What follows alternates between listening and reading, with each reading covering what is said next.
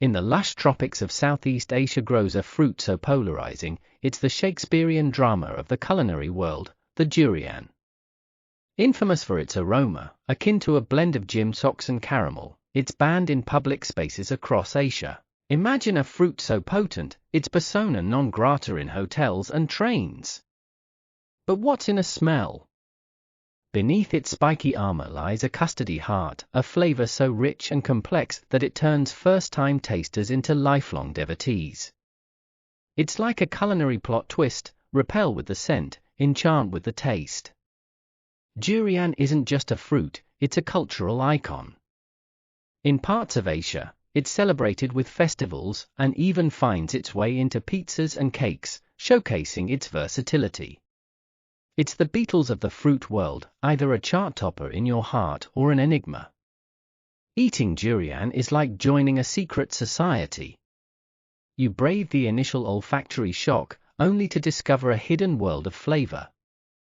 It's a rite of passage in Southeast Asian gastronomy, a testament to the adventurous spirit of food lovers. In summary, durian is a fruit that divides and conquers. It's a test of culinary courage, a badge of honor for the gastronomically brave, and a reminder that sometimes the most rewarding experiences come in the most unexpected packages. Durian, with its notorious aroma, has indeed been at the center of several real-life incidents. Air travel turbulence. In November 2018, an Indonesian flight was temporarily grounded due to passenger protests. The reason? The cargo hold was filled with over 2 tons of durians. The passengers complained about the overpowering smell, leading to the removal of the fruit before the flight could proceed. University evacuation. In 2018, the University of Canberra in Australia was evacuated due to a suspected gas leak. After firefighters conducted a thorough search, the source was found to be a durian left rotting in a cupboard. Its strong smell had spread through the air conditioning. Shopping mall panic. In April 2019, a post office in a Bavarian town in Germany was evacuated, and 6 people were hospitalized with nausea. The cause, initially suspected to be a hazardous substance, turned out to be a package of durian that was sent through the mail. Wildlife attraction. In parts of Southeast Asia, durians are known to attract wildlife, particularly elephants. In 2019, there were reports in Malaysia of elephants wandering into durian orchards, lured by the fruit smell, leading to unique human-wildlife interactions and challenges in managing this situation. Culinary adventures. Chefs and food enthusiasts globally have shared stories of experimenting with durian. From incorporating it into traditional Western desserts to creating fusion dishes, these culinary adventures often evoke strong reactions, both positive and negative, due to the fruit's divisive taste and smell. Welcome to the aromatic universe of surströmming, Sweden's most controversial export since Abba's funky trousers. Surströmming is not just a dish, it's a culinary dare, a test of gustatory bravery. This isn't just fermented herring, it's herring that's gone on a fermentation holiday and forgotten the way back. Origins of the odor. Surströmming dates back to at least the 16th century, born out of necessity and frugality. Swedish sailors, with their knack for innovation, began salting herring for preservation. However, salt was as expensive as a Spotify subscription back then, so they used just enough to keep the fish from spoiling completely. The result? Partial fermentation, aka surströmming. It's like pickling, but with the dial turned up to Viking. Aroma of adventure. Opening a can of surströmming is an event in itself. It's often done outdoors, and for good reason. The smell is so potent that it's been compared to a blend of rotten eggs, vinegar, and a hint of despair. It's the kind of aroma that says, "I dare you."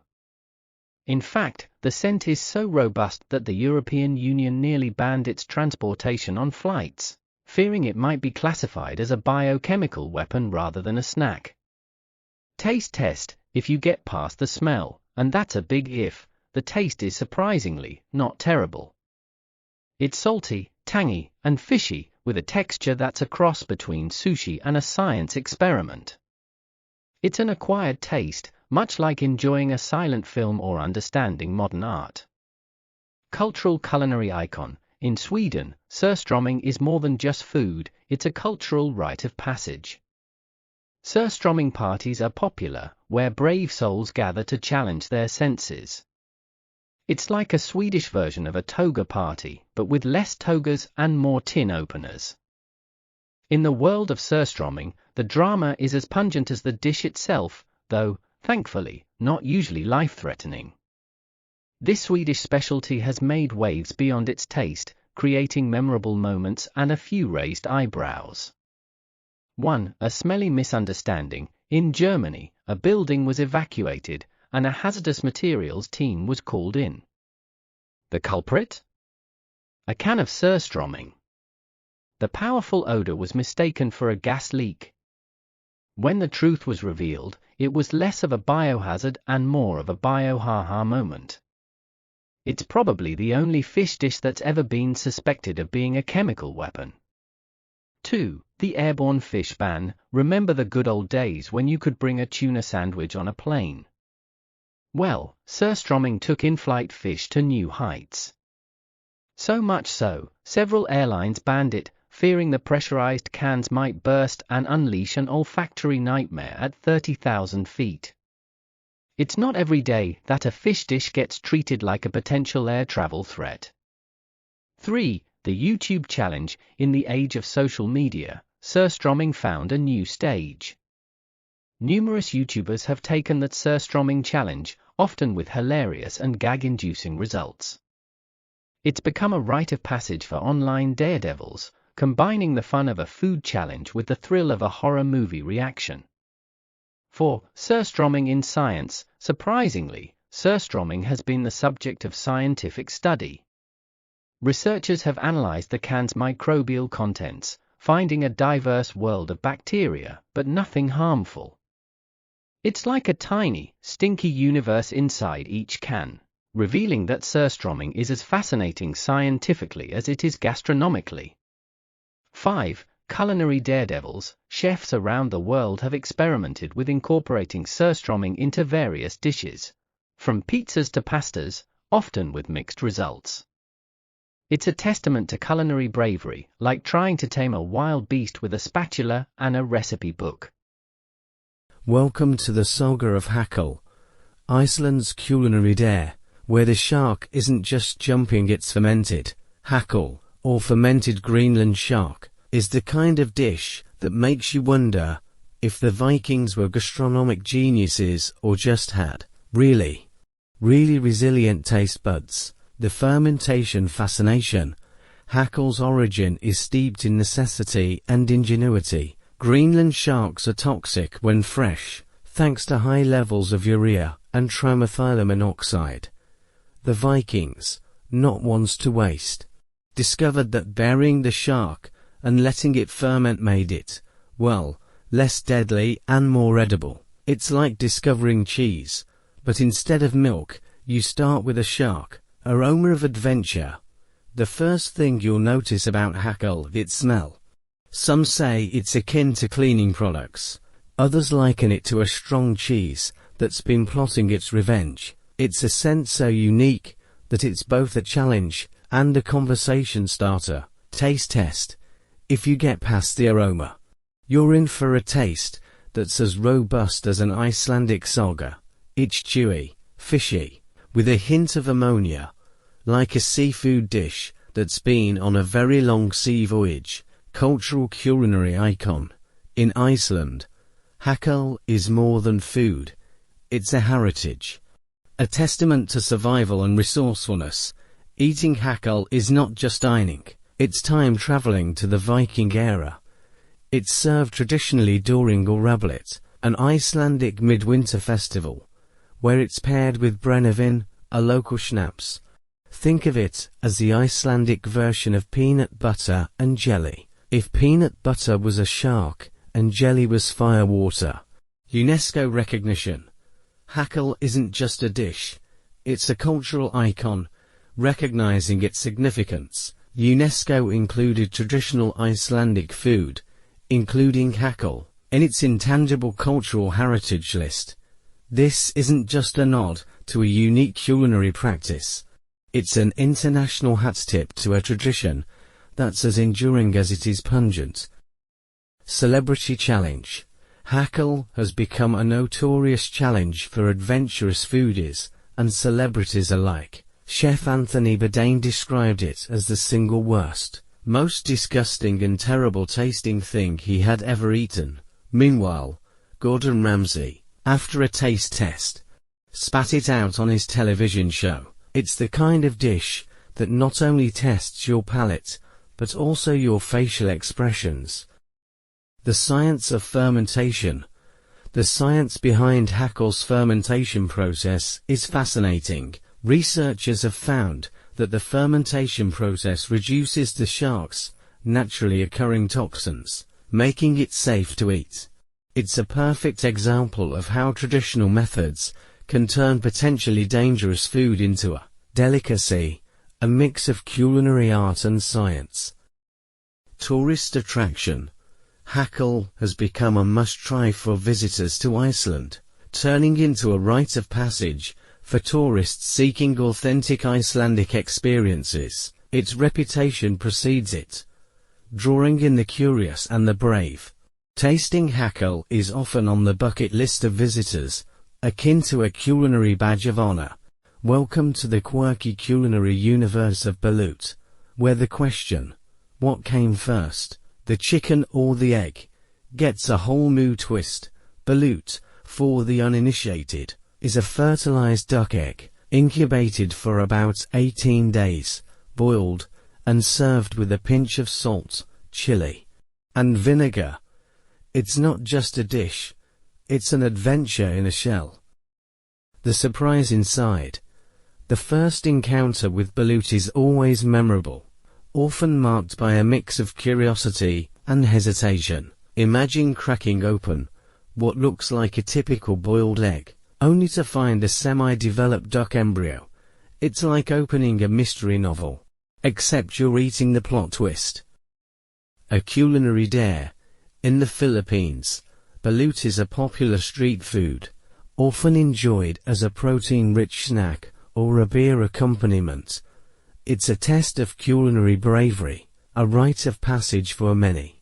Eating balut is like joining an exclusive club, where the initiation ritual involves feathers and beaks.